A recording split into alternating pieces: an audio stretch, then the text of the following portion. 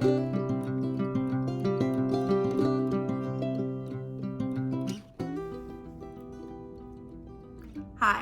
I'm Alethea Bruzek, Boyle County Agent for Family and Consumer Sciences. Welcome to Made from Scratch. This program is in partnership with the Boyle County Public Library. On this episode of Made from Scratch, I'll be making salad dressings. Vinaigrettes, to be specific. Homemade salad dressings are extremely easy to make and a lot healthier for you than dressings you can buy at a grocery store. Pre-made salad dressings have a lot of added sodium.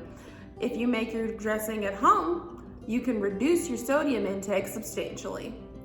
Let's go in the kitchen and I'm going to show you a few of my favorite vinaigrette recipes that are super easy and packed with flavor.